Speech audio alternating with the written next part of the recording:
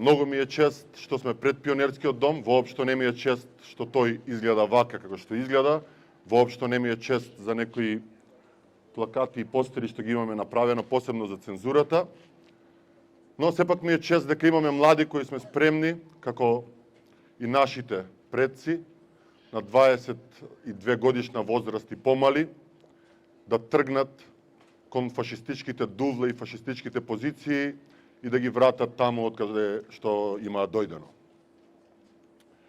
35 години оваа држава и оваа локална власт не лаже дека лошо живееме поради транзиција. Лоша ни е економската состојба, лош ни е културниот живот, лош ни е социјалниот живот, лош ни е бизнисот поради транзицијата. Вистината е дека 35 години зад проблемите на транзицијата се криеа фашистички окупатори.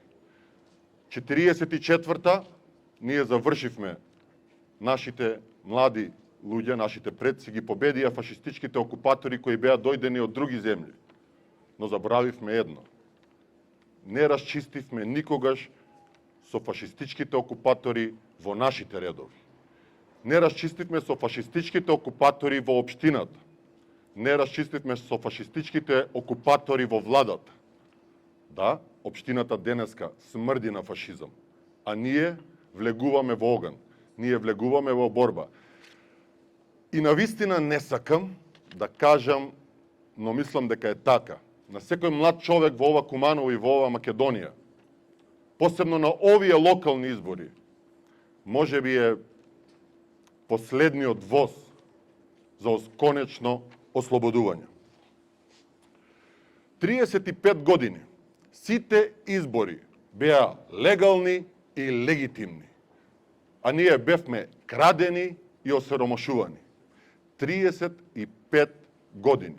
Мислам дека тоа време треба да се промени. После тие 35 години ние од светски организации сме прогласени по истражувања научни дека сме најнеинтелигентна нација.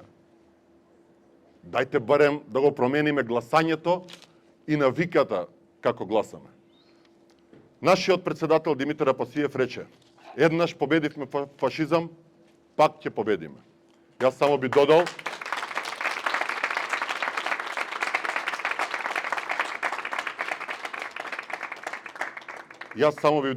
еднаш победивме фашизам, пак ќе победиме, но сега расчистуваме со фашизмот во нашите редови. Куманово заслужува да е слободно и Куманово, односно младите во Куманово, заслужуваат Куманово конечно да е нивно. Ура!